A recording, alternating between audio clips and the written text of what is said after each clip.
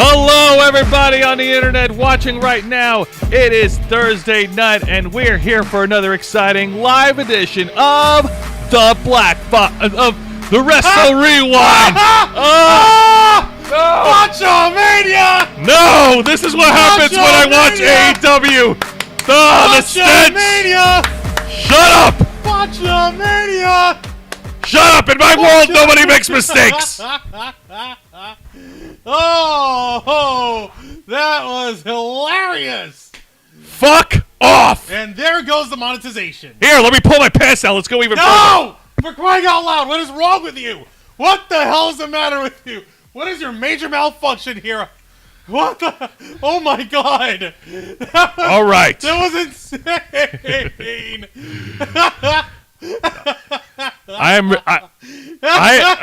God. I'm very self-conscious when it comes to doing things the right way. If I don't do it the right way, I sometimes lose my shit. Sometimes?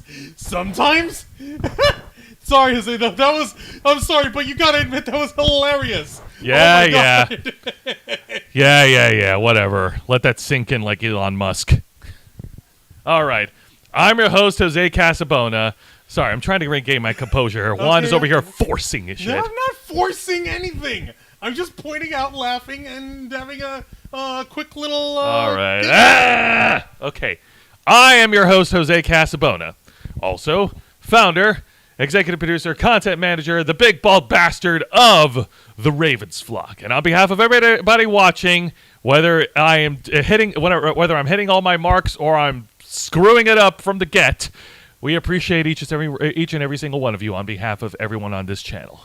And joining behind the camera is the host of the Black Files, my tag partner for Wrestle Wrewind, the man who puts in the man hours behind all the videos that we produce on this channel every single week, a man who I'm sure will find a reason to dislike Winnipeg after tonight, Mr. Juan Arauz. Thank you for that introduction, Jose, and don't you ever forget the mister. And much like all our other shows on this channel, we are simulcasting on youtube.com/theravensflock and twitch.tv/theravensflock online. Hit the subscribe or the follow button on the bottom right corner of your screen. Hit that notification bell to stay up to date on all of our media content. Leave your questions down below, and we will answer them as many as we can while we're live. And if you wish to go above and beyond to support the Ravens flock, then you can become an inner flocker. For $4.99 a month, you will have exclusive access to many, many amazing perks that comes with being a member. Juan, tell them. And for goodness sake, don't screw it up like I did. I won't. I'll screw it up differently. For folks in the chat who are also interflockers here, and I know we've got plenty, go ahead and show off those lovely custom emojis. See, Jen Pearson knows the assignment. She's showing off her membership badge and the Wrestle Rewind emojis there. Thank you. Along with that, we want to say hello to Hassan Terrell, Lisa Boo, Planet Q's Queen, and Nikki Bella, all holding it down. Thank you, Nikki Bella. We appreciate all of you showing off those emojis. Let those colors fly. And, of course, you get access to Members First and Members-Only content that we'll be producing here. Special discount to our merch store, link in the description below. Or if you actually want to type it out the old-fashioned way, we shortened it for you, tiny.cc/shoptrf. And, of course, you also get access to us, the most important and most valuable perk of being an interflocker. You help us shape the future of this channel by providing us your input, your insights, your opinions, your thoughts, your suggestions, and we'll take them to heart whenever we plot out how we're going to take over the world by being YouTube a-holes. Yes! Thank you so much for that, by the way. Planet Q's Queen. She went ahead and shared us on Twitter, and Hassan also asked, "Are you celebrating 316 Day?" I'm gonna get to that, but before we do, I guess it's more important than that. Well, what exactly we do on Wrestle Rewind? Yeah, exactly. We gotta come on, man. We gotta cover ourselves. I know. Cover our butts. What we do here on Wrestle Rewind is we review 3 of the most exciting professional wrestling programs in North America today. That is WWE's NXT. All Elite Wrestling's AEW Dynamite, and Impact Wrestling. But yes, I'm glad you pointed that out in the comments because, folks, today is March 16th, a.k.a. 316, a.k.a. Stone Cold Steve Austin Day, baby! If you guys want to hear me talk about Austin and Wrestle Rewind, give me a hell yeah! Hell yeah! All right. If you've hung around in this channel long enough, specifically on Wrestle Rewind, I'm sure at some point Juan has mentioned it since the show's inception. Juan's favorite wrestler of all time from the Attitude Era is Mankind, aka Mick Foley. My favorite is Stone Cold Steve Austin, and it's really not hard to see why. This man helped revolutionize professional wrestling in the late 90s, overturning the entire alignment of wrestling after his historical match against Bret the Hitman Hart at WrestleMania 13. He is basically the leading captain of the entire Attitude Era from 1997 all the way till the end of the Attitude Era. Even with stars like The Rock, Triple H, Undertaker, Kane, all finding their mark in the Attitude Era, it was Stone Cold Steve Austin that was leading the way. Hells yeah.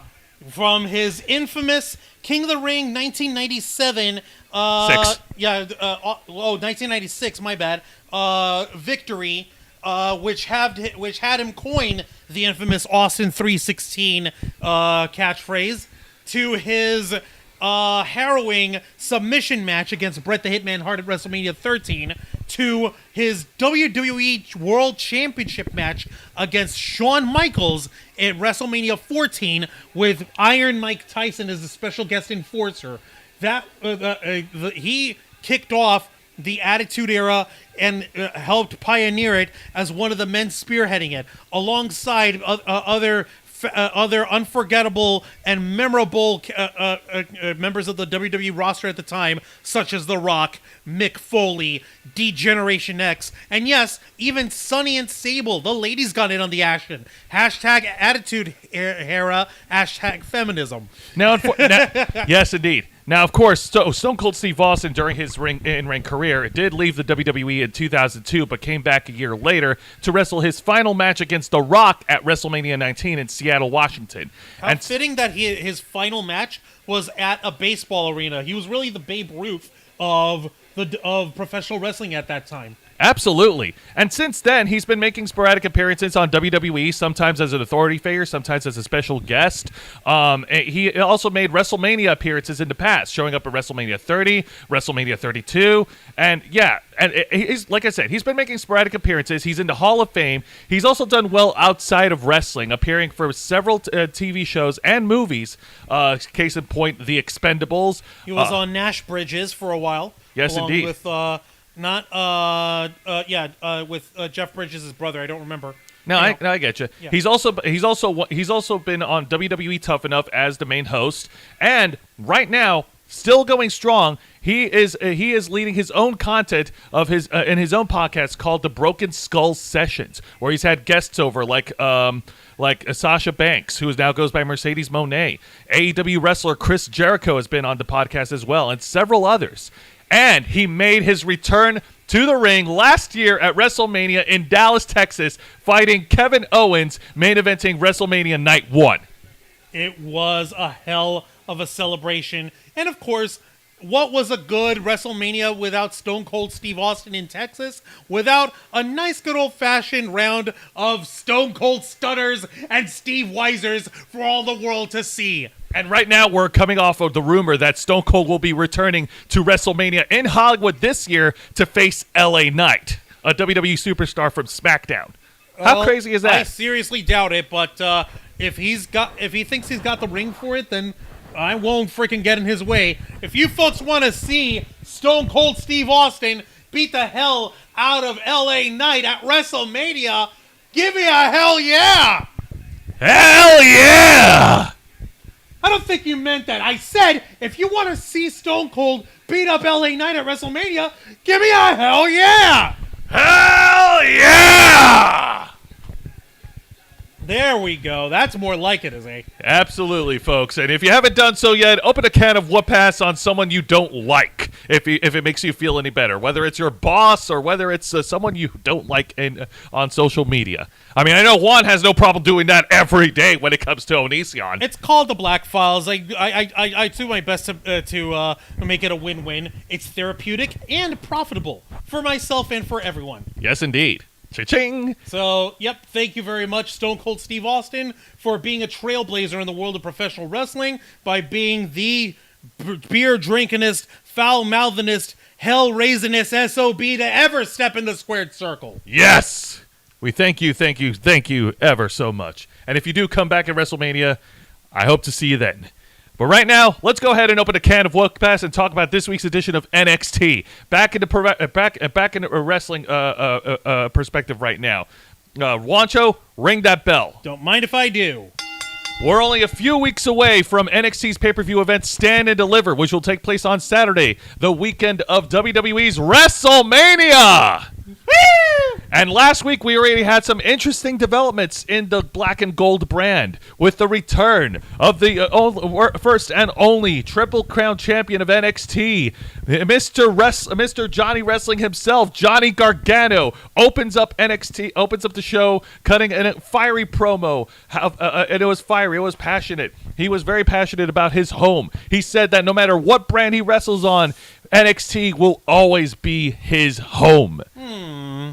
Yes, indeed. Isn't that sweet? Isn't that the most adorable thing you've ever seen? He then turns his attention against his pay-per-view opponent, Grayson Waller, who he's had unfinished business with after all the way dating back to the end of December 2021, when Johnny Gargano, it looks like he was about to, Johnny Gargano was in the middle of bidding his farewells in his final appearance. That's when Grayson Waller attacked him and powerbombed him through the announce table, writing him off of WWE TV for a long time.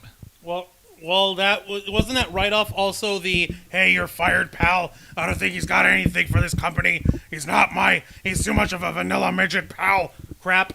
And then Triple H said, how about no? Yeah, pretty much. Yep. Yeah. But of course, his promo was interrupted when Vic Joseph got up from the commentary desk and he showed Johnny Gargano a selfie video of Grayson Waller outside the Gargano house in Orlando. What the hell, dude? Excuse me? Yeah. He's going creepy stalker angle? Yeah, the whole segment went on throughout the entire night as Johnny Gargano made it to his residence in time and started brawling with Grayson Waller. Crap. Yeah. Wait, hold on. Oh, so it did go on throughout the entirety of the night, you said? Yeah, I showed you. I sent you images of it earlier. You should be able to find it. Okay, so we even got photos of it here? I got a photo of it, but yeah, I put things in order. Okay, my bad. Yeah, it's okay. Yeah, Grayson Waller and Johnny Gargano scrapped outside of the Gargano house, with Grayson Waller getting the upper hand and just throwing Gargano around like a rag doll, with Gargano's real-life wife, Candice LeRae, holding baby Quill on her shoulders, pleading Grayson Waller to stop so dispassionately. I'm sorry. Like, she didn't yell or cry. I'm sorry. If I saw my husband or my wife out there getting their ass beat by some asshole, I think I would be yelling. If we saw your husband out there getting beat up, I would have to reimagine so many things that I knew about you. Hey, come on. I'm trying to be equal here, okay? Yeah, good point. But you don't swing both ways, though, just for the record. I know. That being said... I'm just double-checking. Not that there's anything wrong with that. Yeah. I'm not judging. I'm your brother, and I love you. I always will. But This is just a new revelation for me. All right, well, shut up. Lol. Anyways, so while this fight was definitely well-produced, and it definitely added a bit of realism to the rivalry between Grayson Waller and Johnny Gargano, Candice LeRae could have emoted a little bit more, instead of just saying, no, please, stop, just standing there like But she was holding the baby. Yes. She was holding baby Quill Gargano. Yes. Okay, I don't want to be that kind of parrot, but, yo, girl, don't they have a crib? Put the baby down and go in there and, like, sock what's-his-nuts in the eyeball or something. Yeah. This is a home invasion. Freaking, you can club him, legally speaking, in the state of Florida. You can myrtleize the guy if he's attempting to myrtleize you. Hey, at least this was a better home invasion angle than what Triple H did with Randy Orton in 2009. Oh yeah, with the fake screaming of the fake wife. Hey, look, I'll take Candice LeRae Destroying the fake house. Yeah, listen, I'll take Candice LeRae giving the bare minimum of emoting than the piped up emoting that the piped up screaming they did for Triple H and Orton. Okay. That being said, after the beatdown, Johnny Gargano then put out a tweet that Sportskeeda was able to screenshot. Oh snap! Yeah, this was following the beatdown. Hit him in the nuts! Ha ha ha! And what does the tweet read, Juancho? From Johnny Gargano, Grayson Waller is already dead. He just doesn't know it yet. Oh yeah, Gargano is coming out for blood. Wasn't that Sam that was in Randy's house? Sam? What's Sam? What's Sam? Okay, I'm not sure who you mean, Planet Q Screen, but wait, Sam. No, like, was it some chick? I don't know. That Randy was saying that was supposedly his wife? Who knows? But that being said, getting back to this, this is definitely good. And in Stand and Deliver, I don't know. This could go either way. Either Grayson Waller might win, or Gargano might actually get his win back. Like, he'll actually get his payback against Grayson Waller. Either way, I'm expecting this to be one heck of a match. No. It was an actress. It was a lady. It was a lady portraying Randy Orton's wife, because Orton was on record and his wife was all like, I really would like to keep my privacy at the time, so that was like a thing. Okay, fair enough. Thank you, Planet Q's Queen. All right. Now let's move on to the exciting match of the night. And this is a tag team match, player. Holla, holla. And it's for the NXT Tag Team Championship. Oh, crap. As a Scottish tag team, Gallus, Wolfgang, and Mark Coffey defend against the former tag team champions themselves, Pretty Deadly, Elton Prince, and Kit Wilson. Holy crap. All right, so this is England versus Scotland all over again. Oh yes, Scottish independence. A rivalry dating back to the pandemic years of NXT UK. Boy, the pandemic did very little favors for the UK wrestling. Not to mention that this is clearly, like, if this was happening in the United Kingdom, this would have been hilarious. Oh yeah, no, this was not so united. Are you? I gotta say this: both teams really brought their A game, and it was a lot of fun. And it was really fun to watch. Mark Coffey and Wolfgang; these guys are juggernauts when they're in the ring, especially when the Pretty Deadly tried to isolate Mark Coffey away from his tag partner, and then Mark Coffey, just using the strength alone, was able to push back on Elton Prince while holding Kit Wilson in his arms. Like, he pushed him back and then tossed the other tag partner around like a rag doll before tagging him. It wasn't a taxi match, Planet Q Screen. It was a tag team match. It was a tag team match. We was like, look, taxi match. Oh boy, that would be. Did it sound like we said taxi? It sounded like I said taxi. Maybe, I don't know. Anyways. Oh snap! I love that show. Ooh. Let it be one with Latka in it. Oh, yay! You dumbass. Andy Kaufman. We're getting back the World Wrestling Intergender Champion. All right. So Wolfgang gets the hot tag, and then the baby faces, that's Gallus, starts building back the momentum. But then the dastardly bastards, Pretty Deadly, they just can't win fairly. So they grab the tag belts with Elton Prince distracting a referee, only for Kit Wilson to try and hit, and yeah, he didn't try. He hit one of the tag partners over the head with the belt, only to get a 2 count. Elton Prince is the blonde one, right? That's right. Just and making Kit sure. Wilson is the black-haired one. Yep. But in the end, the efforts was all for naught, as they tried to hit their finishing move, only for Gallus to counter and hit their finishing move on Kit Wilson. Yes. And the Scottish tag team pinned to retain. Your winners, and still NXT Tag Team Champions, Gallus. Very nice. Gallus Very nice. boys on top. Freedom! Yes, indeed. Oh, man. Brush your teeth! Okay, whatever. You know what I mean.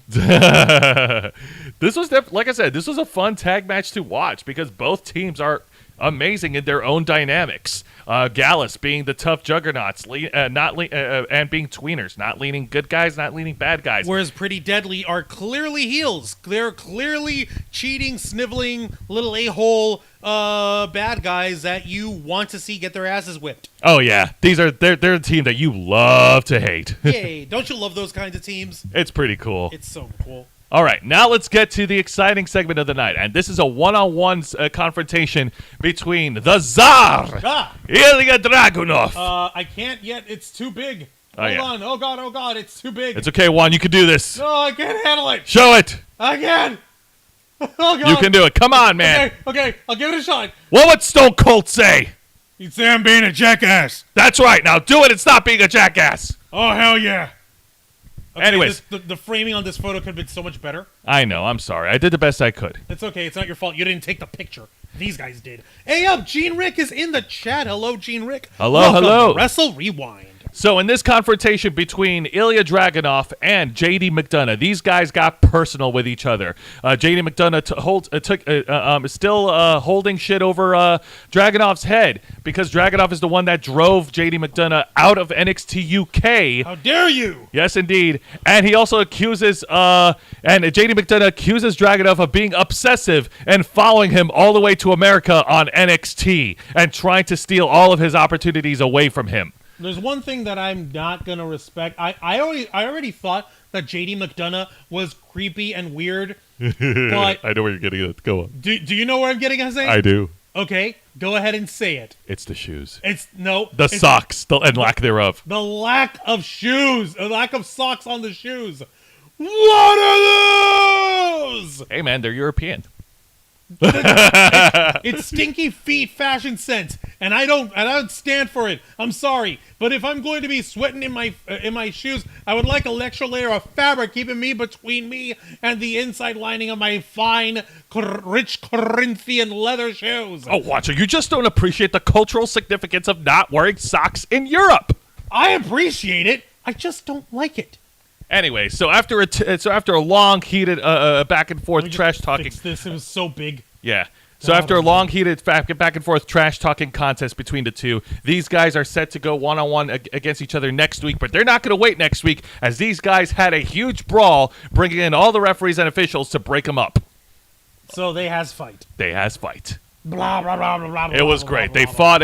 They fought in the ring. They took it ringside. They fought over in backstage. It's bedlam. It's pure chaos. I thought that AEW was the only company that had backstage scraps. Nope. These guys have them just as well. You have to remember, these guys invented it. AEW just appropriated that stuff. You're right. Tony Khan can't come up with anything original. Anyway, point is, I actually do like how this is going. What do you call it? McDonough and Dragunov have a score to settle, and they're bringing in the fact that Dragunov was out of the picture for a while, and JD McDonough being the creepy, evil, like, methodical guy. What the heck? Yeah, JD McDonough accusing Dragunov of trying to take his Like, opportunities you're away stalking from me. him. Like, I'm literally just here to work. You're stalking me. Rah! Okay, one thing. If this is a proper pull apart, I want to know exactly how big the crowd of people trying to keep them apart got. Did it get to the point where you had like boys from the locker room coming out to try to split them up as well? Oh no, Juancho. The boys in the locker room have got bigger fish on their hands. They do. Oh snap! Check it out, Gene Rick dropping a $1.99 super chat. Al, thank you very, so very much. I Gene Rick. appreciate it. Best You are way awesome. to spend a Thursday night, guys. You're so right, Gene. You're so right. Now let's get to the match that never happened, and it's supposed to be another NXT North American Championship Open Challenge match hosted by the champ himself, Wes Lee. What do you mean it never happened? What It the never hell? happened because here's the thing. You know how you mentioned the boys in the locker room? Well, the boys in the locker room were too busy brawling to get to the ring to challenge Wes Lee. Eventually, Axiom made it past the chaos, and he got to the ring. But then he was blindsided by scripts. Nope. I'm going to say this again. He was blindsided By the weird, the weird vandalist looking dude with the weird sock face thingy mask. scripts. It was pure chaos. It was completely out of control. I'm trying to pull up a new photo of the guy one more time because that was freaking stupid. Yeah, just type in scripts WWE. Yeah. I'm sure you'll have no trouble finding him. Oh, There it is. Oh, perfect. The first one. yeah. Do it. I'm just gonna save this one over here. Give me a Oh, second. we're gonna run this horse to I'm the so ground. dude.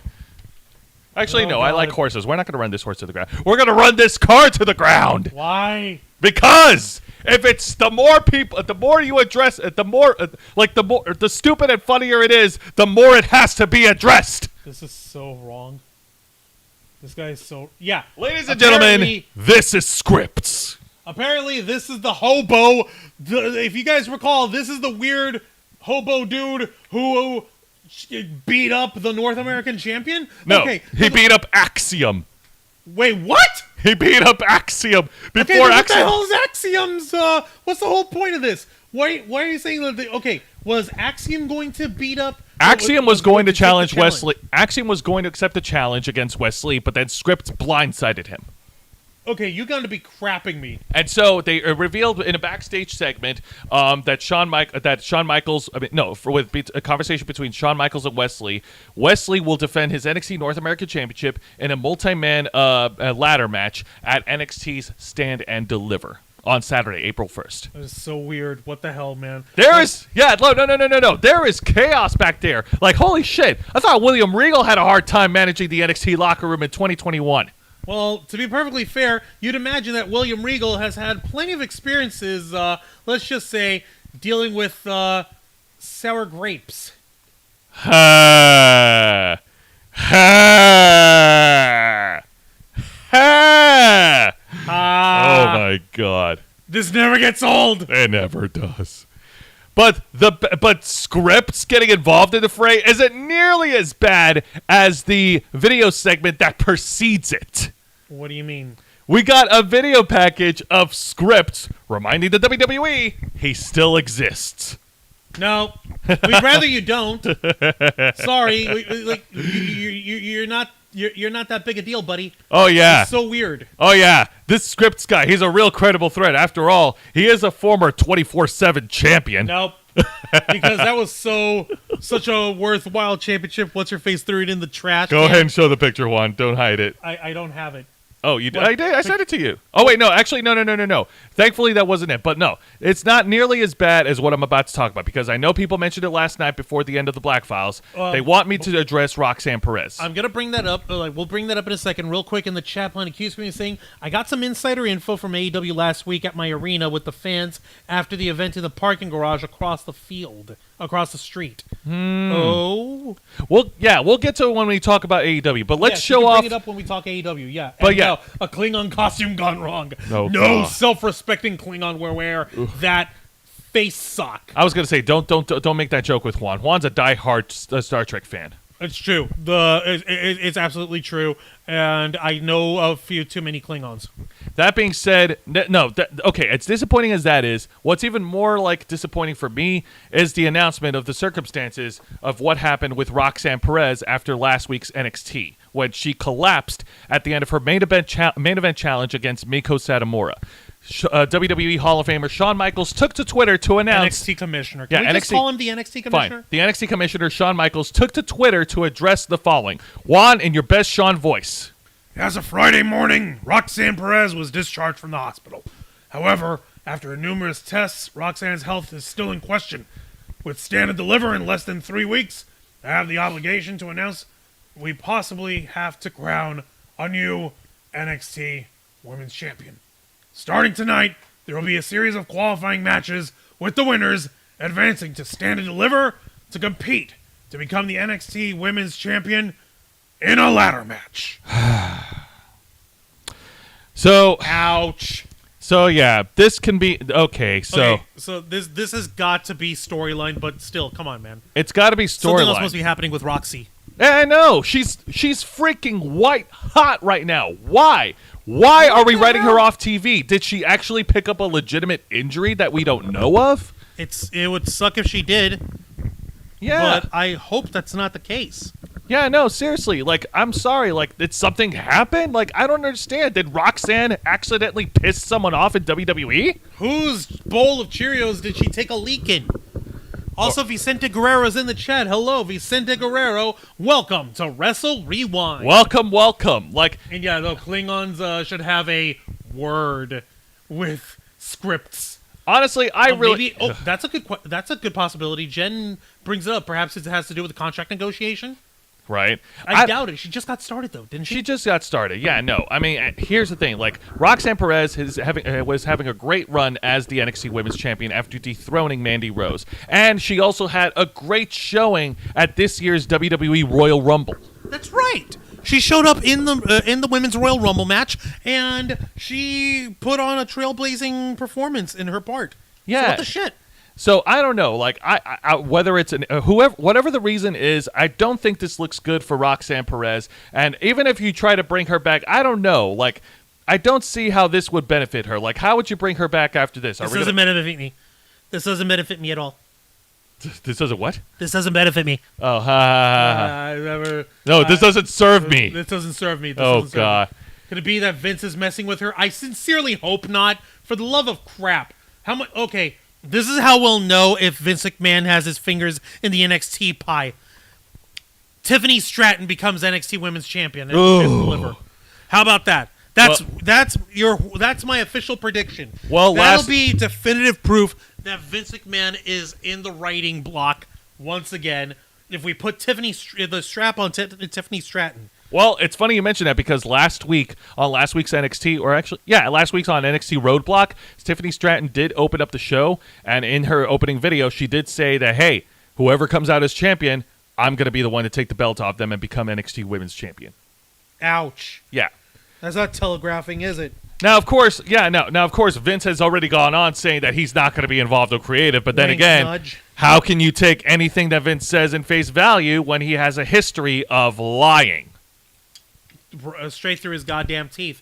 Vicente Guerrero in the chat, if Roxanne is really injured, I would be surprised. If this is the work most fans think it is, decent job by creative, at least getting media to talk about her some more. That is true. If it all turns out to be a work in the end, then yeah, it is one of the more well produced. Yeah, it is well done. If it turns out to be real, we here in the Ravens Flock send our best wishes to Roxanne Perez, and we hope for a speedy recovery.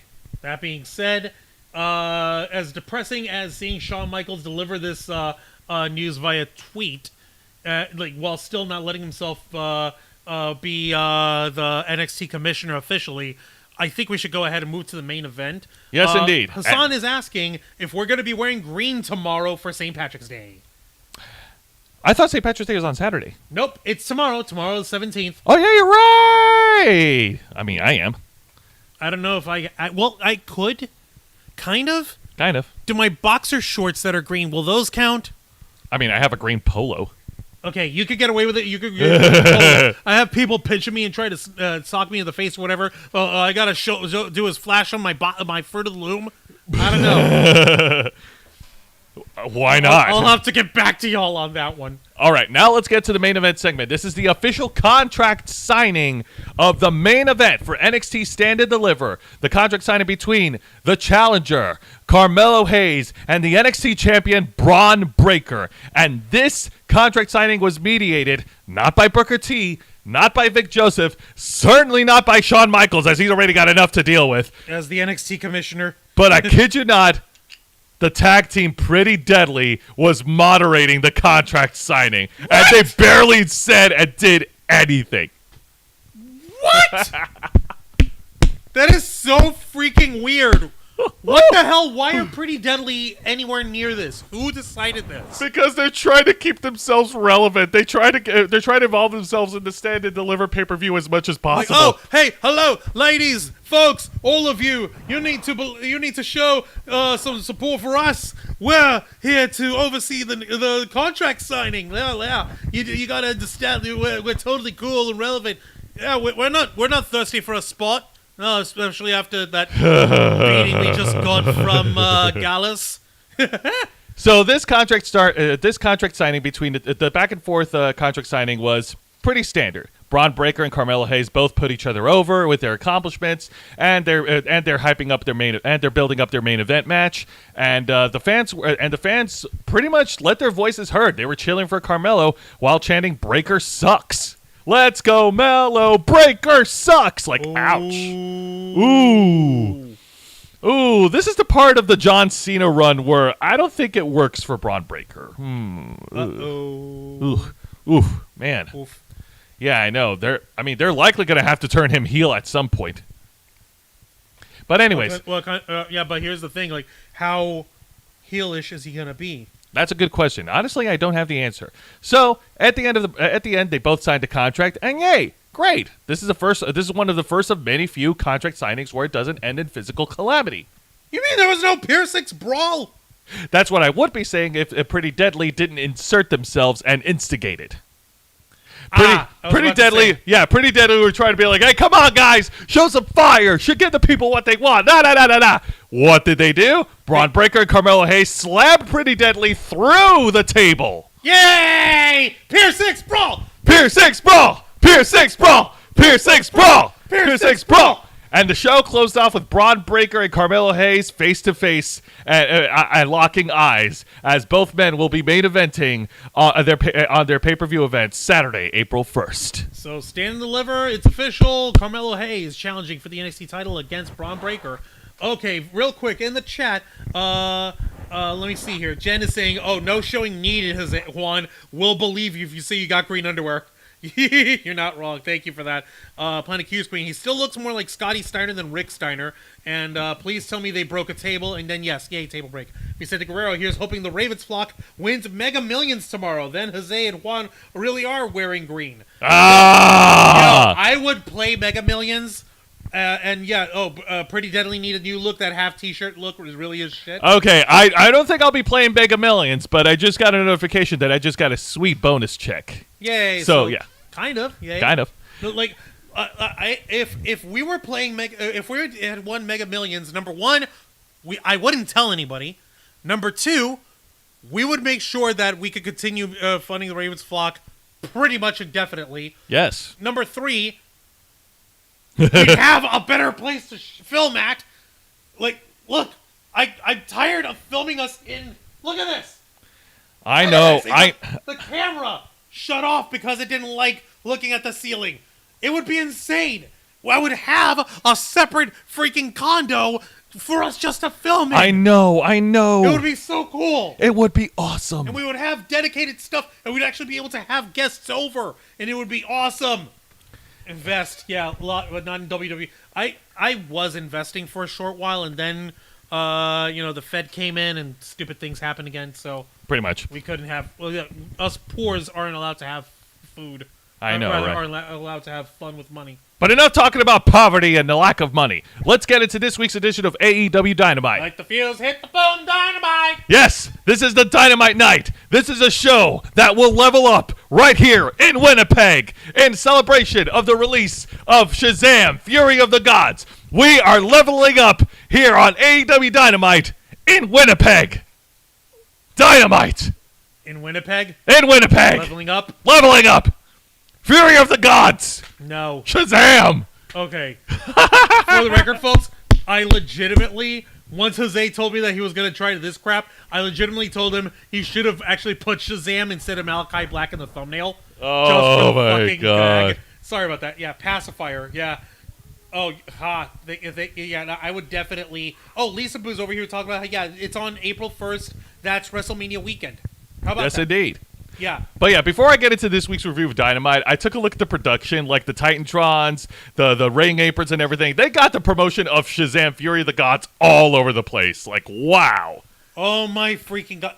So this is how Tony Khan managed to finagle his way into the good graces of Warner Brothers Discovery by saying, we will schlock and hawk all your movies, and all you guys have to do is make sure we're not pulled off the air. I mean, please, thank you very much, sir. I mean, of course. I mean, haven't you seen their remember AEW Dynamite special of House of the Dragon?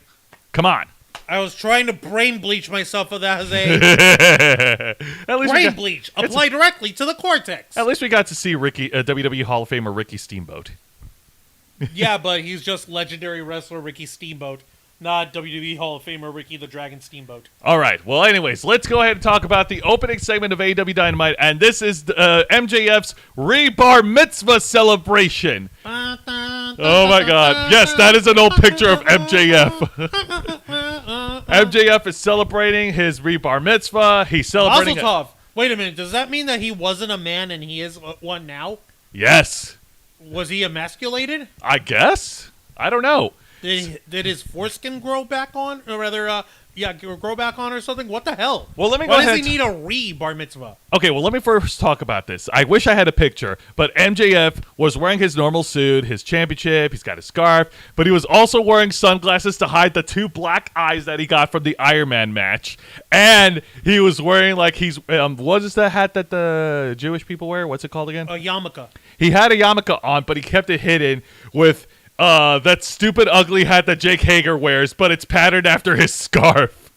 I'm surprised you didn't get a picture of that. I know. I figured that you would want me to show less exposure of AEW. That's not what I'm. That's not my. There it is. There it is. Oh, for fuck's sake! You can go ahead and show it up. One fugly hat. No, I'm not saying that that AEW shouldn't have more exposure. I'm just over here thinking, like, if we're gonna describe the hat, we need to freaking show it. So, without further ado, go ahead. And here is AEW's World Heavyweight Wrestling Champion, Maxwell Jacob Friedman, in his fuzzy hat. Yes, there he is. He's in the ring. He's celebrating. He's having musical chairs. He's got the cake. But then his celebration was cut short by the other 3 pillars of AEW. That I don't have a picture. It is Darby Allin, Sammy Guevara, and Jungle Boy Jack Perry. And they all said in unison, I want a shot at the title. They all said it at once. Whoopsie! I know. Talk about challenge accepted. Talk about issuing a challenge in stereo sound. So each of them got a turn to talk, and they both talked about how much they sacrificed to get into the professional wrestling business. They peeled back the curtain just a little too much for us to know. Like, bro, you didn't need to break kayfabe that much, especially with Sammy Guevara. Like when Sammy Guevara revealed that when he first signed with AEW, that he was told that he was just there to bump for the Inner Circle, that he was just there to bump for Chris Jericho. Yeah. But then, he got really fired up. He mentioned that he had to work these part-time jobs. He scrapped and made it into AEW. And then, it looks like the fans were getting behind Sammy Guevara finally until Sammy opened his dumb mouth and called the Canadian fans stupid. Bro, they were cheering for you. Yeah, but he doesn't want them to cheer for him. He wants to be a little fuckboy. Yeah, no freaking kidding. MJF then got on the mic, and he pretty much, when Jungle Boy confronted MJF, like, hey, how come you don't wrestle on AEW Dark, huh? Or you don't wrestle on Rampage? MJF basically said, that's because I'm I'm a born star, unlike all 3 of you. And MJF also fought back and said, look, Sammy Guevara had Chris Jericho. Jack Perry had Christian Cage. Darby Allin had Sting, whereas MJF had no one because he didn't need to be in AEW's daddy daycare. Because Wardlow didn't count? Who? Wow, because Wardlow doesn't count? No, he's talking about wrestling legends of the past. I was about to say, dude, why are you dissing Wardlow like that, unpersoning him? No, forget that. Come on, Tully Blanchard. Wasn't he his manager when he was part of the Pinnacle? Like, come on. Doesn't that count? Apparently not. Jeez, man. So anyways, as MJF tries to leave the ring, and like how he does this is that he goes up to one person after another. You know how Jim Cornette likes to say thank you, fuck you, bye. Yep. MJF went up to Sammy Guevara, said thank you. Then he went up to Darby Allin and said screw you. Then he went up to Jungle Boy and said bye, slapped Jungle Boy, and then Jungle Boy and Darby Allin kicked the shit out of him and knocked MJF, and MJF collided through the table, crashing onto his bar mitzvah cake. Okay. That's actually pretty freaking funny. It is. I loved it. It's so much fun. Oh my god. Actually hilarious.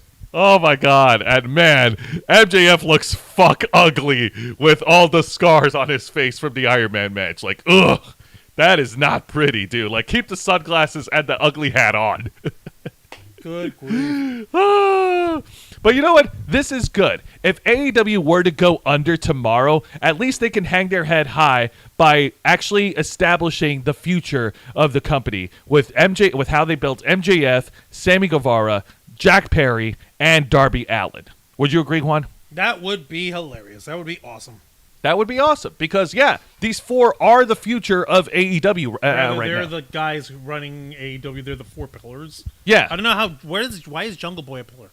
Well, I mean, because, come on, man. I mean, give Jungle Boy credit. He's actually, he's come a long way. He's developed since the beginning of 2019. When he was he had a good 20-minute match against MJF at Double or Nothing 2020, and he's wrestled on Dark. But, dude, he's shown a lot of growth. He held the tag belts with Luchasaurus. He had a great rivalry with Luchasaurus, and he closed off his rivalry with Christian Cage.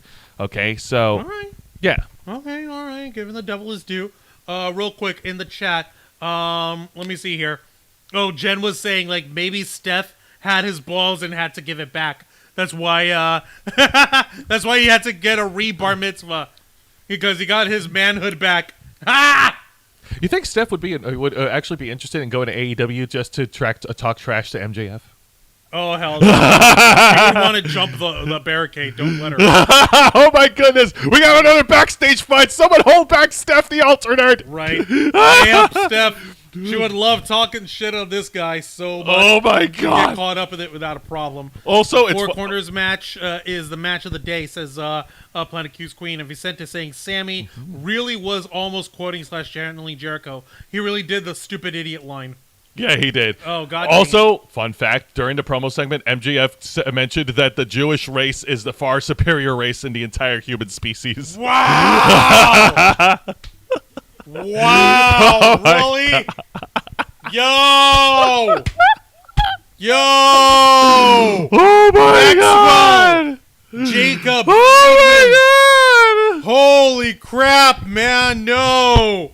Holy crap! God, we are not about racial supremacy here. Not even Angel would go that far, and he loves throwing racial supremacy bull crap because he thinks it's funny.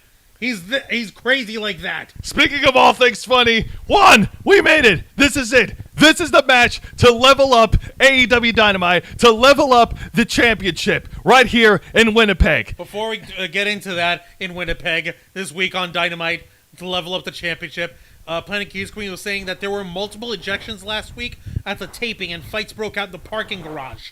Oh, damn. Really? That's crazy. Send Juan some of the material. We got to read this. We got to read up on. If there's actual if there's anything to it, please send it to us on our Twitter. I would love to see that. Holy crap. All right, now let's get to the exciting match of the night. This is a match to level up the championship. In celebration of Shazam, Fury of the Gods, we have Orange Cassidy versus Double J here on Dynamite. In Winnipeg. In Winnipeg. For the AEW International Championship. Level up. In Winnipeg. Oh, Tony Khan, you certainly have a way of words, you. Vicente Guerrero saying 9 out of 10 chances that Steph the Alter Nerd could out-trash talk MJF in a promo battle. Oh!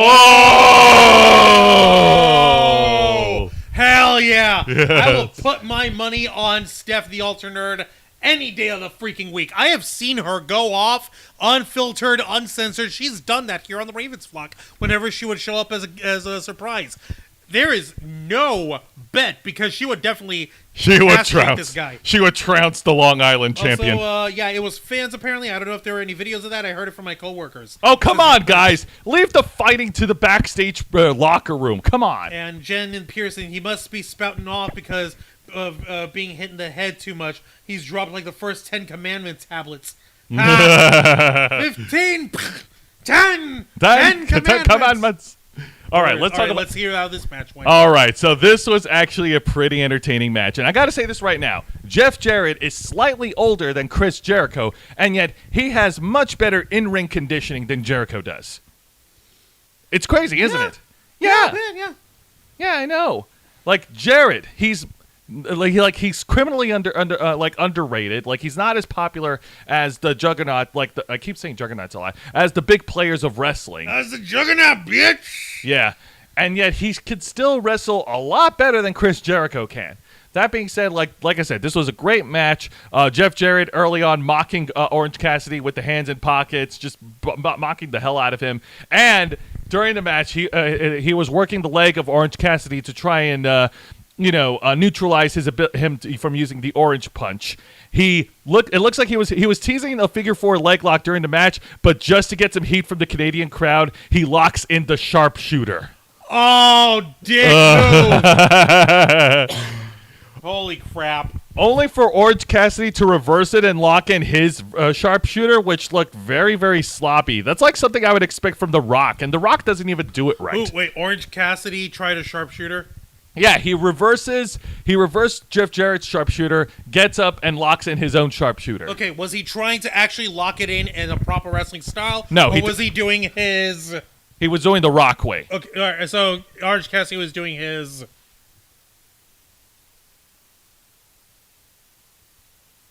Lazy thumbs up style. Yeah, thank you. No, it wasn't lazy thumbs up. Like I said, it looked similar to how The Rock does it, and The Rock doesn't do it right. I'm sorry. No, you're not wrong. The Rock does not do it correctly. There's a lot of things that The Rock is good at in entertainment.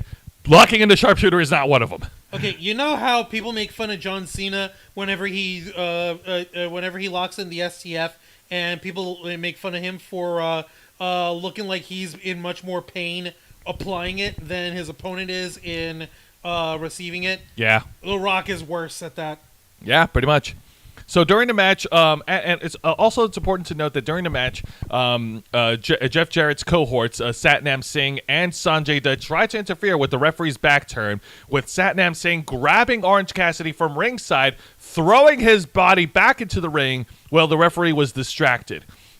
And and in the middle of the match, Jeff Jarrett was about to use his guitar to El Kabong Orange Cassidy in the head with the referee knockdown, only for Aubrey Edwards to run to the ring and to take the guitar away from Jeff Jarrett. And then Orange Cassidy, paying homage to Eddie Guerrero, throws a guitar at the hands of Satnam Singh, plops down, and Aubrey Edwards ejects Satnam Singh and Sanjay Dutt from ringside. What? Yeah! Okay, no, time out. Time right the hell out. Wait, what? Okay. He pulled an Eddie Guerrero, right? Yes. With a guitar. Yeah, he throws the guitar at Satnam Singh. Satnam Singh catches it, and then Orange Cassidy fakes a hurt knee. A hurt knee? Yeah. So not an El Kabong upside the head? No. Wouldn't the guitar still be busted into splinters if it was even used on the edge by hitting someone in the knee? If you really, really went at it, wouldn't that have broken the guitar? Nope. Bullshit. That's it. I'm going to go find an old guitar. I'm going to smack you with the knee. We're going to freaking test this. Jesus. I'll be back. No. Turning What? off the show. No, come on. We still have the rest of the review to go to. It can wait till later. All right. You promise? Promise. You promise? Hey, you only get one promise. But do you promise? Oh, shut up. Anyways, So after the cohorts that were ejected, with Aubrey Edwards' back turned, out comes Jay Lethal and clocks Orange Cassidy in the head with the Golden Globes, only for Orange Cassidy to kick out after 2. And then we get to the finish as Orange Cassidy reverses the stroke, the front Russian leg sweep that Jeff Jarrett does, his finishing move, and then he hits Jeff Jarrett with the Orange Punch to pin and retain. Your winner and still new-ish AEW International Champion, freshly squeezed Orange Cassidy. Thank you. Okay, so the fans loved it. The match was entertaining, but I don't know. But I'm sorry, like Tony Khan needs to tone down his hype. Okay, it was a great match. Don't get me wrong, but Tony Khan, like, oh man, who fed him these lines? Like, goodness gracious, he fed them to himself. Ugh. He wrote the lines. He put them on a teleprompter.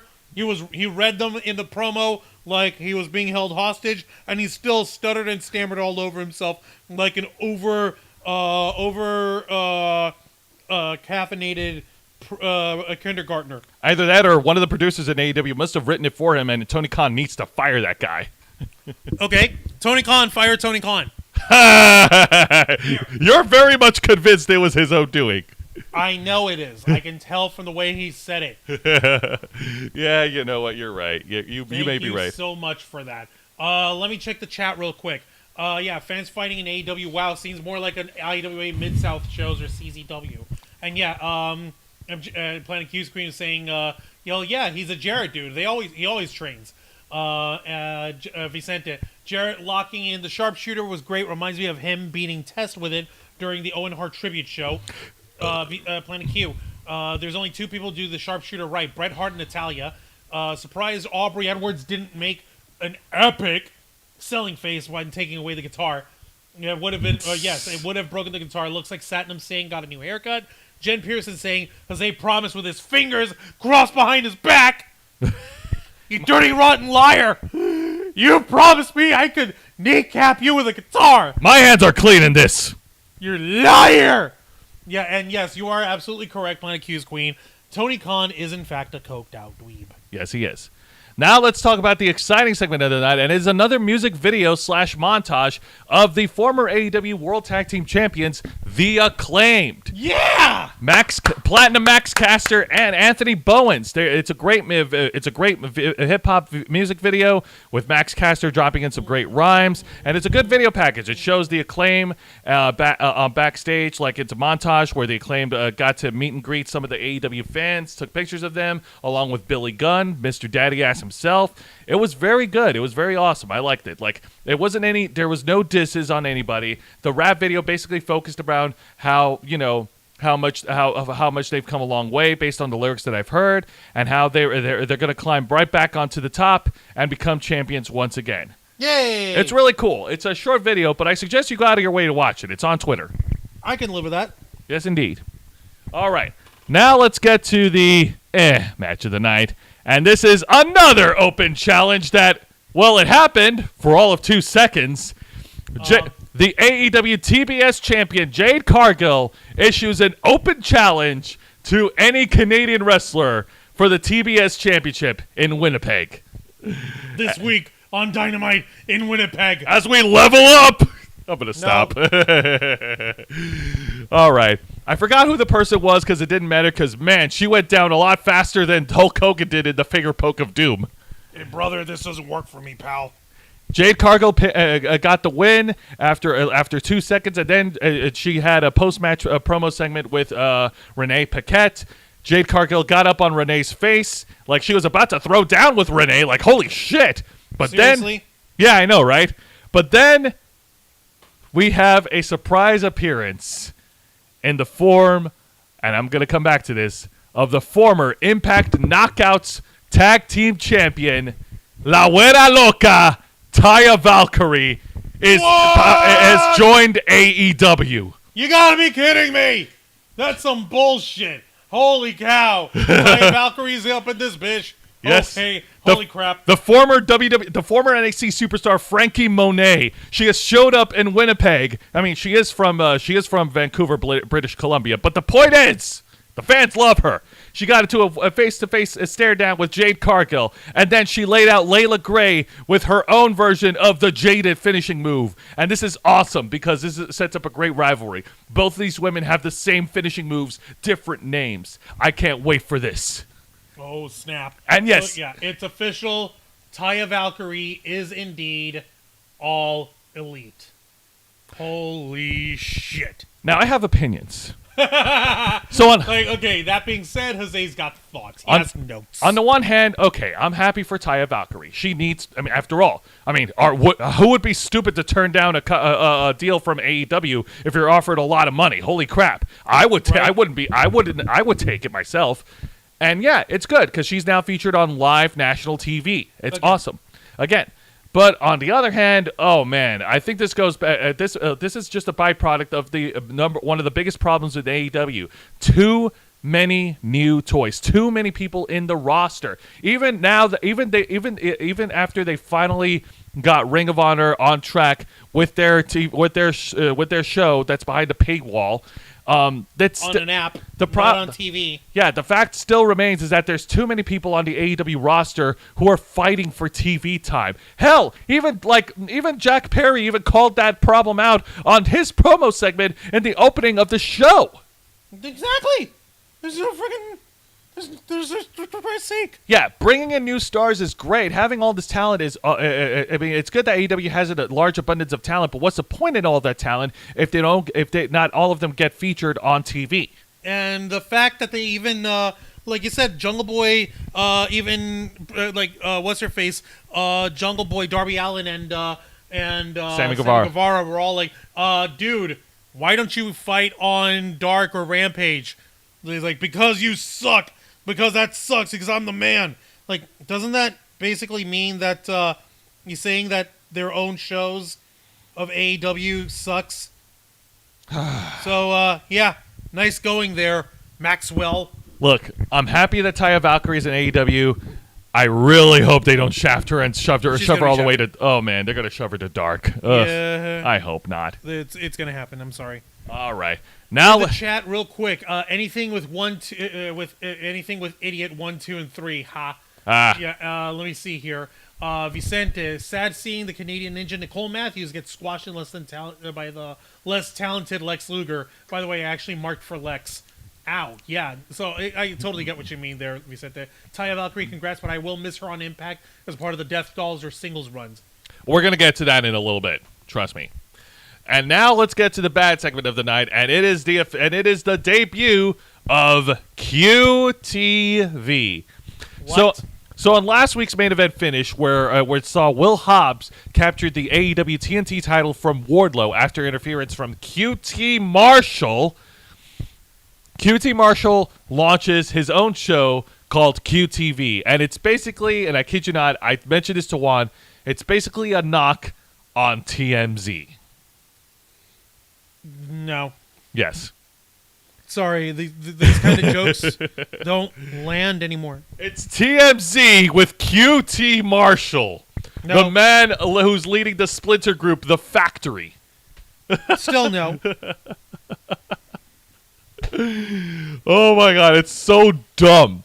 They were even the way it's produced even looked like TMZ, and while everyone is talking, Will Hobbs is just sitting there just being silent the whole time, and I'm like, wow, way to show your newly crowned champion as a credible threat by just having him be there as a backdrop to a segment that's not going to land on anyone. Like, come on, man. Like, they showed off video footage. Like, they were playing off on how Wardlow had his car broken into and how the TNT title was stolen. They played footage, and apparently it was one of the members of the Factory named Aaron Solo who broke into Wardlow's car and stole the TNT title and all of his gear and stuff. And yeah, it was so dumb. And the segment even closes off with Will Hobbs delivering a really lame line saying, "Hey, Wardlow, welcome to Will's world." Seriously? Yeah. Really? This is not good. No. What is it called again? Yeah, exactly. This is a bad representation for your newly crowned TNT champion. He's supposed to be a freaking bona fide badass, number one. Number two, QT Marshall is not a big threat. No, he's not. He's a great producer, great coach, and he's a good trainer in AEW. But up until this point, he was at the highest he's ever been in AEW was nothing more than enhancement talent. And we all know how enhancement talents are treated in wrestling, right, Juan? Especially in AEW where you're not even given a damn thing. Nope. Sorry. Let me see over here. Yeah. In the chat, Planet Q Screen, I thought MJF was leaving for WWE soon. That's his whole thing. He's trying to be like, oh, I'm starting the bidding war of 2024. So I'm such a hot property that everyone wants me. Yeah. So why would anyone want you then? Oh my goodness. Why would anyone? Because he's a star, Juancho. He's a child prodigy at 26. Like he's a generational talent. Yeah, I know. Let's see. Hi, I haven't made a new show.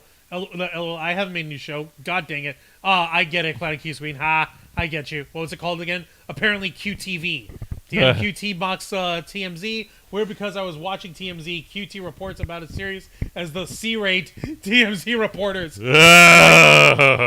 QTV, quick trip to the hospital. Ha. Ha. But now, Juancho, we've arrived. It's time to talk about the main event. Do we have to? Yes, we do. You sure? It's the triple threat. I'll let you knee me in the kneecap with a guitar if you say no. It's a triple threat trios match Out of your chance. for the AEW World Trios Championship as the House of Black, the defending champions, defend against the Elite and the Jericho Appreciation Society. Nope. Piss off. Nope. Nope. I refuse to be psychologically tormented like this.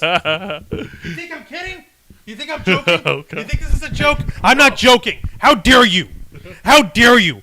No. But Juancho, don't you You understand? try and run this show by yourself. It's what you wanted all along. You don't want banter. You just want to hurt me. You just want to hurt me some more. Win! How dare you? Win! Win! But Juancho, Win! it's Jericho and Omega. They're the Canadian heroes. Come on, back to Toronto! I'm from Winnipeg, you idiot.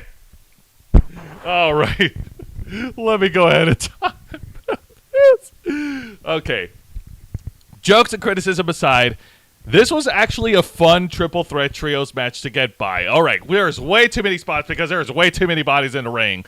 But I'll call out the spots that I actually did watch. And later on during the match, the Young Bucks actually did try to go to the top rope, and they tried to do like stereo like top rope dives off from the top turnbuckle.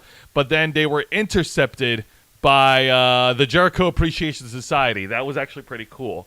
They were able to knock off the Young Bucks from the top turnbuckle. That was awesome. And yeah, Chris Jericho even got into the mix, and he actually mixed it up with he tried to fight on his own 3-on-1 against the House of Black. Like they tried to put Jericho away with the Dante's Inferno finishing move, only for the Jericho Appreciation Society to break up the 2 count during the match. And yeah, even during the match, we even got a face-off between Chris Jericho and Kenny Omega, shades of their own wrestle rivalry that started as early as Wrestle Kingdom 12 in 2018, the match that provided the catalyst of the promotion that is All Elite Wrestling. Yeah, and like I said, it was a spot after spot after spot. It was crazy, and during the match, they even showed a split screen that there was a backstage brawl between the Blackpool Combat Club and the Dark Order. We're going to come back to those teams in a bit. Yes, we are. We definitely are. So after a series of near falls, after a series of spots after spots. You tell me that the freaking in-ring action isn't even good enough to stay on in-ring on its own? That they have to pad it out with some backstage horse shit that they weren't even involved in? For all Are intents, you telling me that these guys suck that badly? That these freaking doofuses, these flippy fucks, along with that flabby Canadian fuckwad, are so uninteresting that we need the Blackpool Combat Club and the Dork Order to pad out the show? for all of 10 seconds. That's 10 seconds of my life I want back. Oh, come on. I'm not talking to you. Oh. You can't make me. All right. Please come back. Why should I? All right, fine. Be that way. So now let's get to the finish here. So we get to the finish, and finally, the House of Black hit the Dante's Inferno on to one of the members of the Jericho Appreciation Society. But the finish One of the members. You know what that means? It means that the guys in the Jericho Appreciation Society suck so badly that Jose's not even bothering to remember which member is in the match. All that matters is... Oh, no, it was Daniel Garcia. Scrotum suckers! Oh, no, it was Daniel Garcia that ate the pin.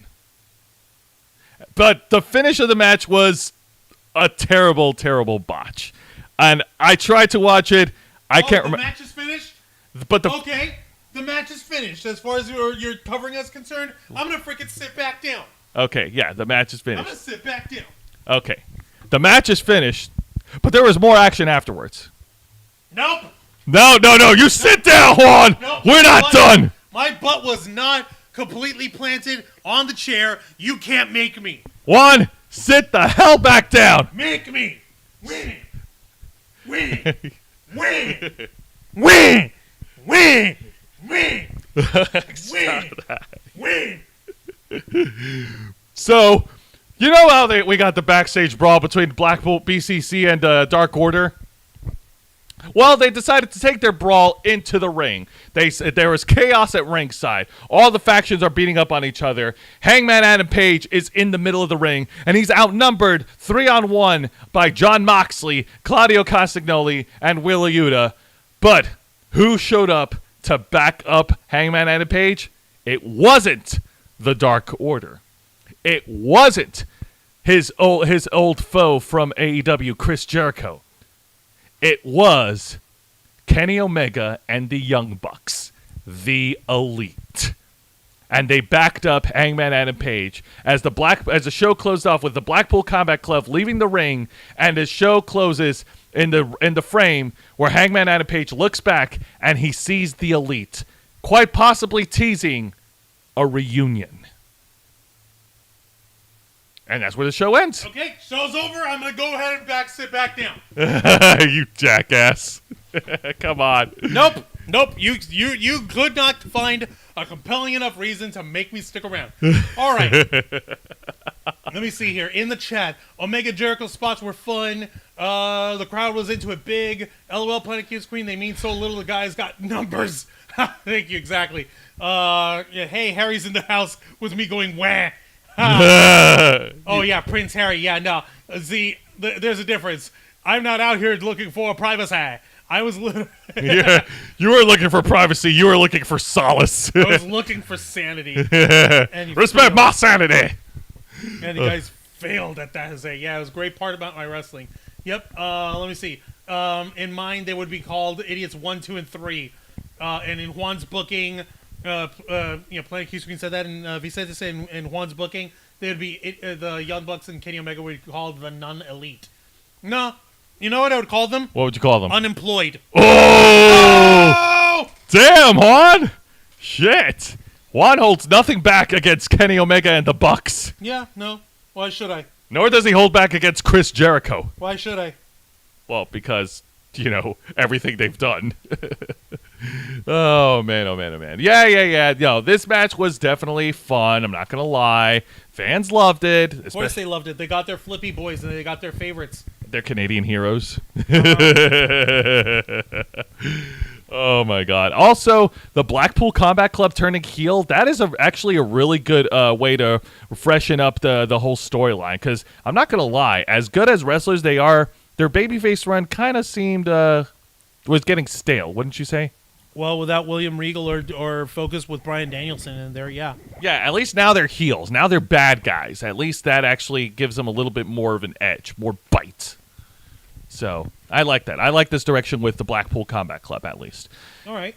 And the House of Black retaining was definitely the right call. I don't think if the outcome was any different, I think Juan would have a hard time resisting the urge of sibling murder or sibling manslaughter. Fratricide. There we go. Dull is the word of the day, says Jose. It says Planet Q's queen. The adult, Blackpool Combat Club, without Regal or D-Bry bolstering them. Because, like, let's be honest, like, Bryan Danielson, he's a part of the faction in name only Yeah. at this point.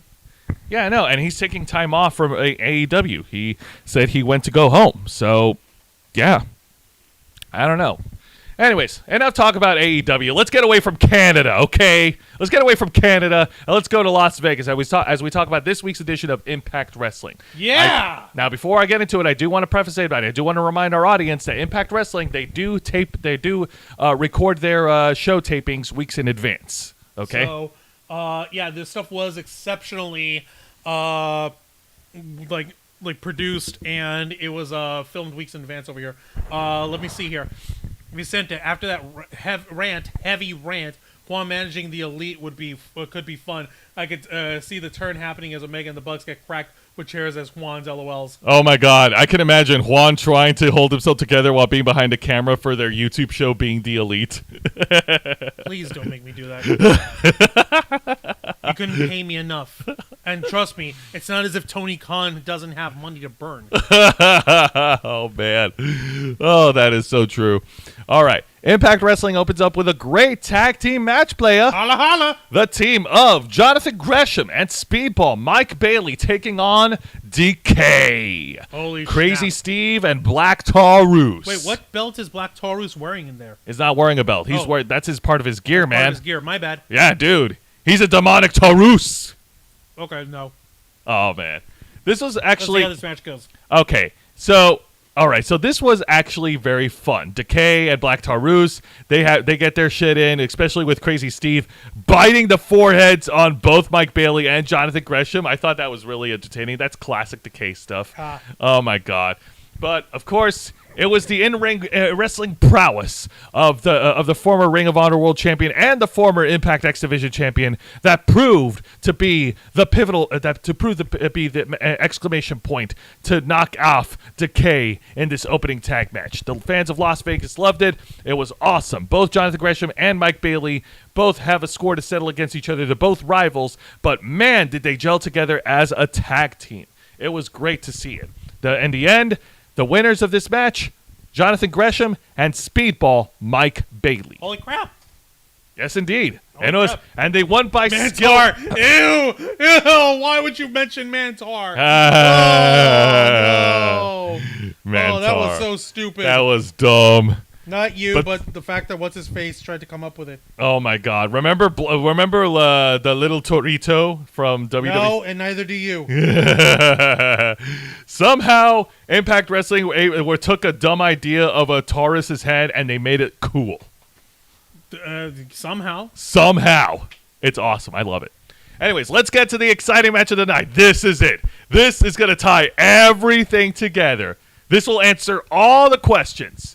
And this tag team match is for the Impact Knockouts World Tag Team titles as the defending champions, the Death Dolls, that being Taya Valkyrie and the Demon Assassin Rosemary, versus the newly formed team of The Coven, Taylor Wilde and former AEW wrestler Kylan King. Holy crap. So we get Taya Valkyrie twice in one show on two separate shows. Holy crap. She just pulled a Rick Rude. I know, right? It's amazing. It's insane. I know. Rick Rude's influences in wrestling somehow in different ways. What the hell, man? All right. So the show opens up with the babyfaces getting the upper hand with as a 1-for-1 repeat from the earlier tag match, Rosemary biting the foreheads of Taylor Wilde in the middle of the ring. Oh my God. These ladies are hardcore. Nom nom nom nom nom. Oh yeah, with both Taya Valkyrie and Rosemary knocking off the Coven to ringside, and then as we get back from commercial break, Kylan King showing off her power against Rosemary, keeping her isolated away from her tag partner Taya Valkyrie.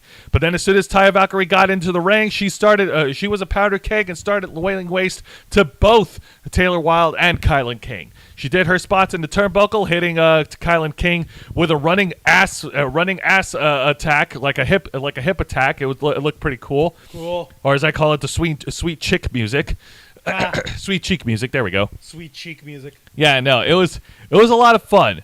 But in the end of the match, as the Death Dolls were about to hit the finishing move, Taylor Wilde was able to reverse it, and then they isolated Taya Valkyrie in the middle of the ring, and they hit their finish, and then Kylan King hits her finishing move, and Kylan King pins Taya Valkyrie and wins. Your winners and the new Impact Knockouts Tag Team Champions, the Coven.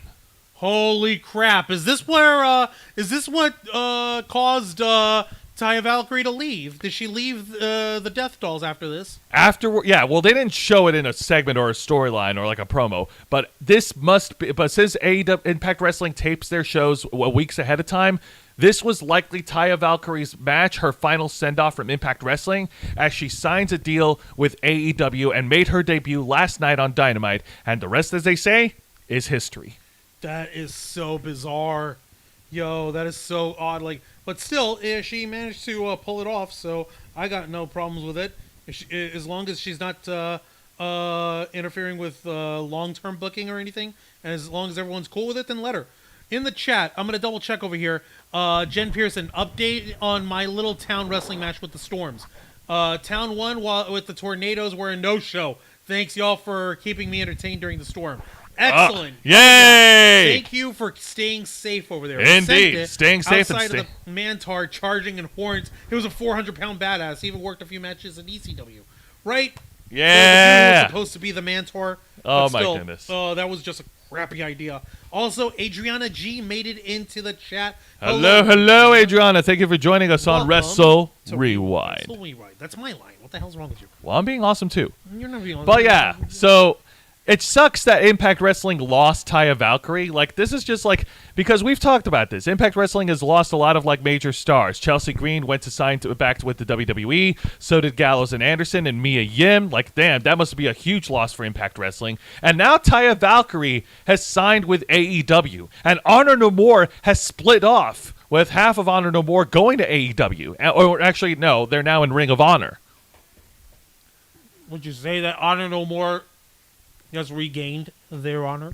Yeah, sure. Oh man, like it sucks for Impact Wrestling. It's a good get for AEW because Taya Valkyrie does have star power, but oh man, I feel bad for Impact. I really do. Youch. But now let's get to the best segment of the night, and this is pretty much straightforward, and this is all like friendly competition. In a backstage segment where following their opening tag match, Mike Bailey and Jonathan Gresham have their back and forth barbs against each other, and friendly barbs, mind you. Mike Bailey reminds Jonathan Gresham that they have unfinished business, and both of these men are set to square off round 2 at Impact Wrestling Sacrifice on Friday, March 24th. Seriously? They're gonna do a round 2 now. Hell yeah! A match so nice they did it twice. Yay! And hopefully a match and hopefully it'll be a match that'll go on thrice in the future. Maybe that's just me. I'm expecting there will be a rubber match. There's got to be. It's definitely got to be over here. Yeah, I know. This is pretty much like I said, it's professional wrestling. It's pretty much friendly competition. There's no actual like personal animosity between these two guys. There's no stupid goofy crap or any of that stuff. It's just two professional wrestlers in the business wanting to settle a score. You're wanting to see who the best wrestler is out of both these guys. And hey, you know what? That's fine with me. No, it's perfectly okay. If these guys are just going in it for friendly competition, then let them. I don't see any problem with it. Indeed. And now here's a match that I wish it would be erased from the history of Impact Wrestling. It's a one-on-one match between. No, that's the segment. You gotta look for the match. Oh, where's it? There's a. Yeah. I'm pretty much sure I sent it to you. Yep. Nope. Right there. Yep, there it is. What the hell is it? It's a one-on-one match between Johnny Swinger and Giselle Shaw's personal makeup guy, Jai Vidal. Oh, my God. Shoot me. This was hokey as F. Now, me and Juan, we actually had a personal conversation Tuesday night, and we talked about our opinions about comedy wrestling. And we both agreed comedy wrestling can draw money if comedy wrestling is done right. Orange Cassidy is a good example. Sami Zayn isn't technically a comedy wrestler, but he has taken part in certain comedy angles and matches. Most notably, his one-on-one match against Johnny Knoxville at WrestleMania. That was awesome, and that put him on the map. Yeah, that was funny. That was interesting, but come on, guys. But like when you have stuff like Johnny Swinger, who is way past his shelf time, oh man. I'm not even going to bother going into the specifics. I'm just going to say that Jai Vidal beat Johnny Swinger. There. Thank the hell. Oh, wait, really? The makeup guy.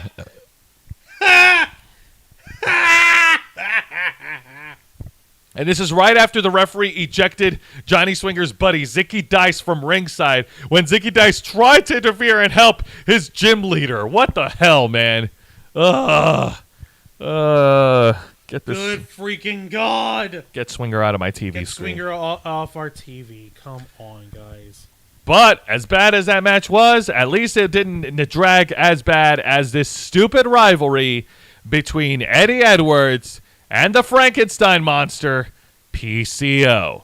No. They showed videos throughout the entire night where they brawled again with shovels in the dirt, and then PCO was outside Las Vegas with the shovel in hand, and he's yelling for Eddie as he's marching to Impact Wrestling. And then Eddie Edwards cuts a promo saying like, "Oh, it's time for him to move on. Time for the past to," and that the past keeps coming back to bite him. Blah blah blah. But then he showed a video that during their fight, he got the better of PCO when an unknown assailant hit PCO with an SUV. Wow, vehicular manslaughter much? Nah. Yeah, no. I thought vehicular manslaughter, like, hang on a minute. What was the last wrestler we talked about that committed vehicular manslaughter? MJF. Yeah, MJF. Yeah, come on, guys. But then PCO made his return, and he got his ass beat by both Eddie Edwards and the accomplice who was behind the wheel, which turned out to be Kenny King.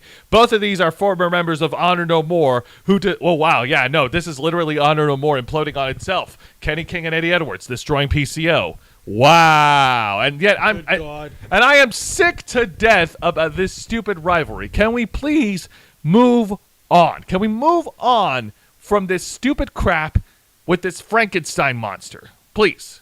Listen, PCO could still stay with the name PCO. He could still be a badass in the ring. He could still be... He's not human. But enough with trying to be a Frankenstein. I get it. Okay, I know that he's French-Canadian. Maybe his English ain't all that great. He could be a silent badass without having to cut a bunch of promos on people. We're not looking for him to be a big talker. We're not looking for him to be Rowdy Roddy Piper. We're looking for him to be a big monster of a badass, like the silent badass. But what we don't want is to over-gimmick a gimmick. By having him his face around, ganking, gooking his face, and trying to roll his eyes back with crappy makeup on him. It's undignified at a point.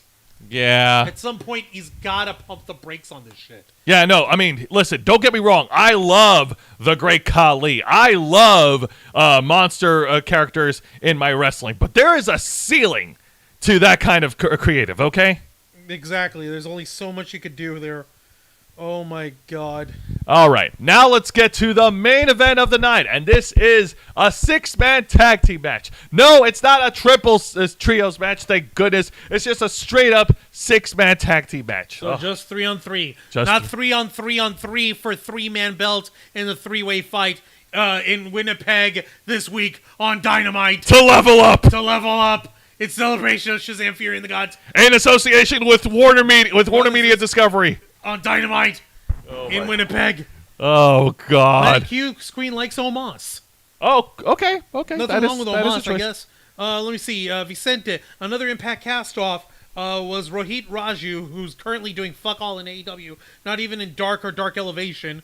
You see what I mean? Pretty much. But I'm pretty sure, what's his nuts, Tony Khan is paying him like 9 figures to scratch his balls at home. Yeah. Rikishi did to Stone Cold at Survivor Series 2000. right? Yeah. Because Rikishi totally hit Stone Cold. He totally did. God almighty.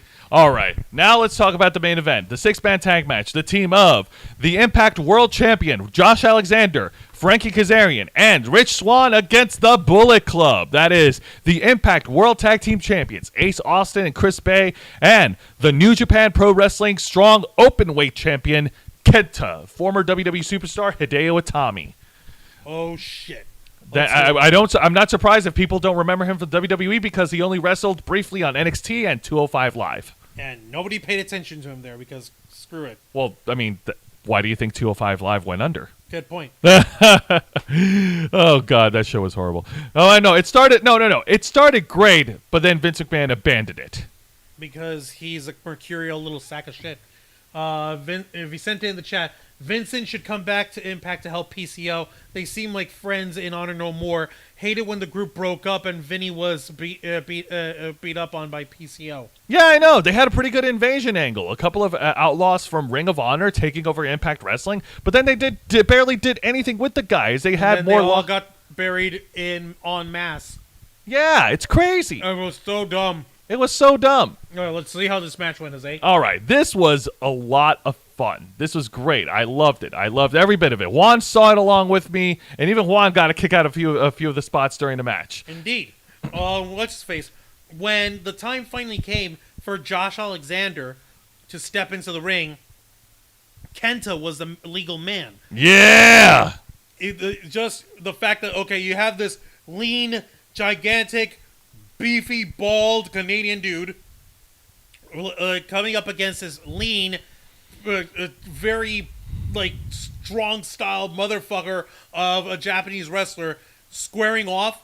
These guys gave a hell of a fight, and they barely did anything with each other in the beginning there when they locked up. Exactly. But it was still like, okay, they're sizing each other up. They're testing each other's mettle. They're trying each other's strengths. Holy crap, this is insane. It is pretty insane. Another cool thing I actually liked during the match is Ace Austin and the Bullet Club being the heels. Ace Austin was working on Rich Swann, and with the referee's back turned, he pulls out a poker card from his wristband and he uses it to give a paper cut in between the wedges of Rich Swann's fingers. Oh, really? That is such heel shit. I love it. Such heel shit. Okay. It's a little dumb, but at the same time, it's kind of within his gimmick, so it kind of works. It really does. And then the action spills at ringside as each one of these men get their own spots in, and then everything culminates as Chris Bay was about to hit a top rope dive to annihilate everyone, but then in the mid-air, and Juan saw this with me, in mid-air, Frankie Kazarian intercepted Chris Bay and hit Chris Bay with a cutter mid-air, and they annihilated everyone at ringside. Look at that! Look at that elevation from this shot. But if you guys look, there's Rich Swann. There's what's his nuts. There's Frankie Kazarian. No, that's Chris Bay. Chris Bay, and there's Frankie Kazarian locking in the head for the cutter. And look, check out the elevation, man. The fact that that both these guys managed to hit this all at once, boom! Everybody got floored. That was a nice spot. I liked it. No notes on that one. Absolutely. Everything comes to a head to the finish, as it looks like Josh Alexander was about to put away one of the heels from the Bullet Club with the C4 spike until he was distracted by Steve Maclin, who was just there. Steve Maclin wasn't even on the stage. He was peeking around the corner of where the stage setup is. Yeah, exactly. That's like the equivalent of someone. That's like the equivalent of someone doing this. Boop. Boop. That's literally how it felt. Yeah, he was full framed, but that's literally how it felt. How did Josh Alexander get distracted by that? Boy, don't you love it when they make the baby faces look dumb? And then but thankfully it wasn't Josh Alexander that ate the pin. It was Rich Swann that ate the pin after the Bullet Club hit their finishing moves, the Ultimate Finesser, and the Fold to secure the victory. Your winners, the Bullet Club. Holy crap! Biz clears up in this stuff. I think that wraps us up for the matches, Jose. Yes, it does. Juan, ring that bell. All right, so final thoughts on the show. For Impact Wrestling, like I said, seeing how all the talent from Impact Wrestling jump ship all the way over to AEW, Ring of Honor, and WWE is truly heartbreaking, especially with Taya Valkyrie recently leaving Impact for AEW. That really sucked, but it was still a great Knockouts tag match that they had with Taylor Wilde and Kylan King getting the win. And as for the main event match was pretty good. I didn't like the finish because it made Josh Alexander look dumb. Like, come on, man, he's much better than that. And the opening match was also fun. I can't wait to see Jonathan Gresham versus Mike Bailey go at it again for the second time. I actually saw their first encounter at No Surrender. It was fun. And I can't wait to see them replicate that magic again. Everything else in the show was okay, save for the match with Johnny Swinger. I can do without Johnny Swinger on my TV at this point. Yes, please. No more Johnny Swinger, please. Yeah. And this week's edition of AEW Dynamite, okay, not gonna lie, this week was actually pretty fun. The opening segment was awesome with all four guys of all four of the pillars of AEW in the ring, staking their claim, and the three contenders staking their claim for MJF's AEW World Title. I think that sets up for great opportunities in the future, great championship matches with all three of the guys. As they go into their next annual pay-per-view event, Double or Nothing, which will be at the end of May. But we're not going to get there yet because we still got to get past WrestleMania.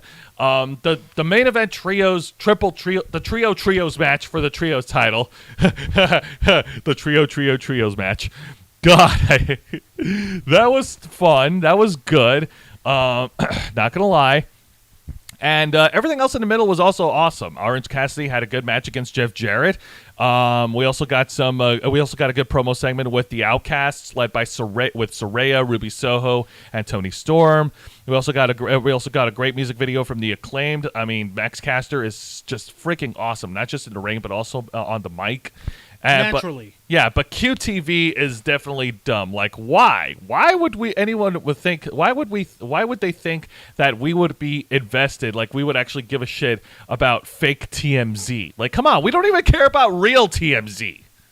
Right, seriously. Like, okay, AEW, obviously there's no shortage of star power, but for crying out loud, they gotta chill. Yeah, they really chill with some of this stuff. There's so many people already clogging up the roster like an artery. Like, also the promotion and exposure of Shazam Fury of the Gods was all over the place on Dynamite. They had Shazam movie logos, like I said earlier. They had it all over the place. Like, man, they're not trying to hide that they're basically at the mercy, that AEW is at the mercy of Warner Media Discovery. No, it's literally, like I said, it's literally how Tony Khan kept him keeps Dynamite on the air, keeps AEW on the air. He'll just knob off on everything with that Warner Brothers Discovery wants him to promote. And he'll just sit there and take it like a good boy. That is true. Now, this week's edition of NXT was actually pretty fun. It's great seeing Johnny Gargano again, and I really hope he does get his vindication against Grayson Waller. Oh, Vicente in the chat. Oh, whoa, dude. Go for it. Dang. Do it. Steve Macklin walked out for distraction all of 10 seconds, just long enough to stop going down on Deonna Purrazzo. Oh, wow. Okay, I'm not going to knock him on his personal life. What he does with his real life wife is none of our business, okay? I don't even knock on Sammy Guevara for that shit. Anyways, so Johnny Gargano, Grayson Waller, these guys have a great program going on. It's going to be awesome. I can't wait till see it culminate. The contract signing main event was okay. It was pretty standard. It was also fun seeing the two contenders knocking out Pretty Deadly through the table. Yay. And I'm very disappointed of what they're doing with Roxanne Perez's NXT Women's Title run. I felt like Roxanne Perez drew the short straw with this whole thing. Like, I don't know how is that supposed to help Roxanne Perez if she comes back? Like, I don't understand the point of all this. I don't get it either, to be perfectly fair. Planet Q's Queen's asking, have we heard that Jason David Frank's movie will be released in the fall? Yes, Legend of the White Dragon. It's going to be tears all around, but we're definitely going to do our best to watch it, right, Jose? Absolutely. Everything else on the show for NXT was pretty good. I don't want to see scripts on my TV. Me neither. Between all the other, rename him and rebrand him, but why name him Scripts and why give him a dumb, weird mask? Stupid. Yeah, I know, right? Like, between Scripts, Johnny Swinger, PCO, and all the other bad creative stuff. Oh, yeah, and QTV on AEW, and all the other... None of these guys, none of these promotions are 100% clean. Every one of them's got a really stupid-ass gimmick thing going on. Really stupid. It really is dumb. So I don't want anybody saying that, oh, you're just crapping on AEW because they're the best. Like, no, we crap on everybody if they're doing something stupid. We crap on Impact. We'll crap on WWE. We'll crap on New Japan Pro Wrestling. I'll definitely take a crapper on CZW, for crying out loud. If it's stupid and if it doesn't make sense in the context of the match or the storylines, we will crap on it. We are equal opportunity crappers. Yep, pretty much. Pretty much. We are equal opportunity crappers. That being said, yep, this is going to do it for me this week, folks. And yeah, a happy St. Patrick's Day in advance to all the folks watching. Go out there and have fun, celebrate. Please celebrate and drink responsibly, folks, and don't do anything that you will regret for the rest of your life. And let's see, a couple of announcements to close off the month of March. I mean, for the rest of the month. So I guess we should announce it now, right? Are we announcing anything? Yeah, let's announce it right now. So here's what's going to happen. For the Ravens flock, on the weekend of April... Wait, did you clear it with... oh, yeah, okay, so yeah. Yes, we did. So for the weekend of April 1st and April 2nd, the Ravens flock will be hosting a watch party for WrestleMania Night 1 and Night 2. Woo! Now remember, this is a watch party, so we can't show you any footage of what's happening on the pay-per-view. You're basically going to be watching us, and we're going to be reacting. We're going to be giving live reactions to all the matches and everything that's happening at WrestleMania. It's going to be freaking incredible, and I am looking forward to being a part of the action on that one. It's going to be fun, and the watch party will be taking place, like I said, Saturday and Sunday, April 1st and April 2nd. Mark that on your calendar, and we will also be we'll also give further announcements and show it off on our YouTube channel right here. Yep. Exclusively on YouTube. So join us on our YouTube channel, youtube.com/TheRavensFlock, so that you can be part of the action. Absolutely. Now, with that being said, Juancho, plug us. Oh, wait, hang on. Vincent Guerrero's got a comment there. Can you read that?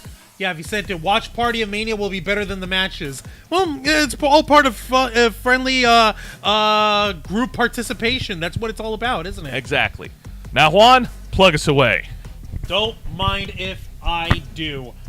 Ladies and gentlemen, boys and girls, children of all ages, and all friends in between, thank you very much for watching this week's live stream edition of Wrestle Rewind, hosted by Jose Casabona,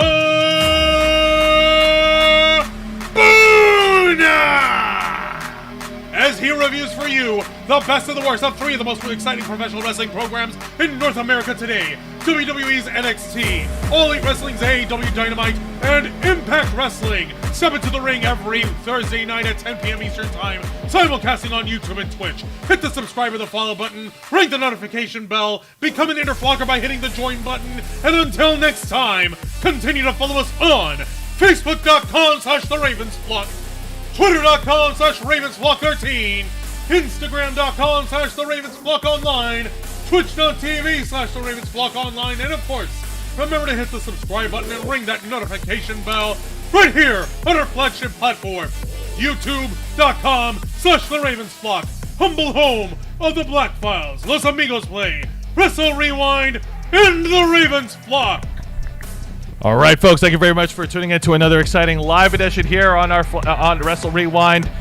I'm your host, Jose Casabona. That was Juan Arouse. Happy Stone Cold Steve Austin Day as we level up right here on the Ravens Flock, right here at Wrestle Rewind in Winnipeg. It's a celebration of Shazam, Fury of the Gods. Level up!